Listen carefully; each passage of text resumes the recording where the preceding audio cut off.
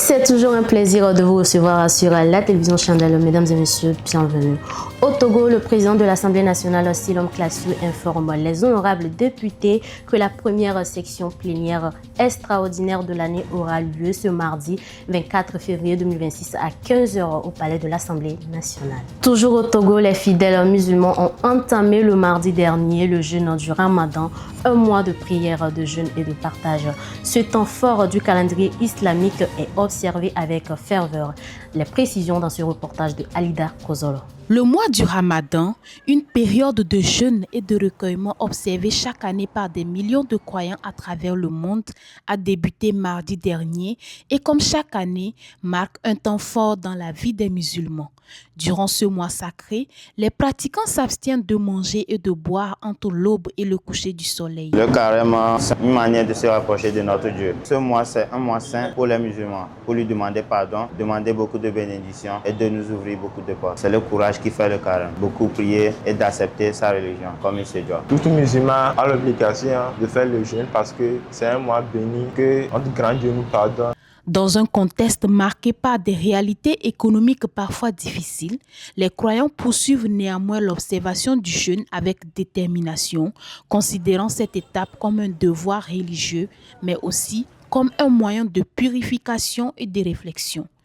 Et Dieu nous a dit de faire le jeûne. Parce que le jeûne, il avait prescrit des jeûnes aux communautés d'avance, avant nous. Tout ça là, c'est pour atteindre sa piété. Pourquoi il dit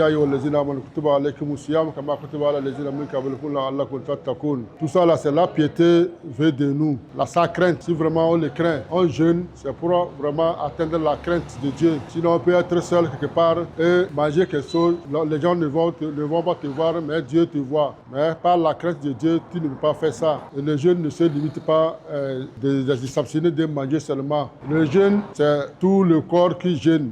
Voire même aller faire avec ta femme pour faire ses besoins mutuels. Non, c'est interdit. C'est jusqu'à la nuit. Quand on jeûne, les yeux, tout ça, là, les regards, on ne peut pas regarder. Qu'est-ce qu'il ne faut pas regarder? Parler, calomnier, médiser quelqu'un, tout ça là, on ne peut pas le faire. Si tu fais ça, tout ça là, tu es en train de gâter ton... La récompense appartient à Dieu. Le jeûne, c'est à lui. La récompense, c'est à lui. C'est lui qui récompense les gens qui jeûnent. Et c'est lui qui connaît vraiment les jeûneurs. Donc, c'est de la part de Dieu, on attend les bénédictions. On attend beaucoup nos péchés. Jusqu'à la fin, on va devenir comme un enfant qui n'a pas de péché. Un enfant qui vient de naître. La rupture quotidienne du jeûne appelé iftar constitue un temps de partage en famille ou en communauté.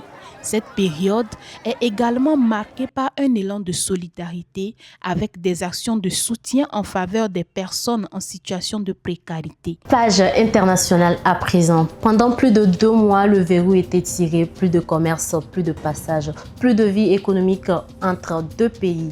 Ce lundi, la frontière terrestre entre la RDC et le Burundi a enfin rouvert après avoir été paralysée par l'offensive du M23 sur la cité stratégique du Vira dans le sud Kivu. Une bouffée d'oxygène pour les populations économiquement asphyxiées. Plus de précision avec nos confrères de la TV5 Monde. Le long de cette frontière, depuis le 10 décembre dernier, les échanges transfrontaliers entre les deux pays étaient suspendus et pour cet habitant d'Uvira, revenir chez lui, c'est un soulagement. C'est une grande joie de voir la réouverture de la frontière. Ça fait plusieurs jours que je souffre parce que ma vie se limitait juste ici au Burundi. C'était une mauvaise vie.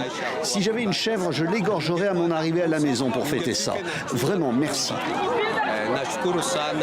La fermeture de cette frontière sur ordre des autorités burundaises avait provoqué une pénurie de produits de première nécessité et une hausse vertigineuse des produits sur les marchés locaux des deux pays, notamment le carburant, le ciment, les poissons salés, les tissus.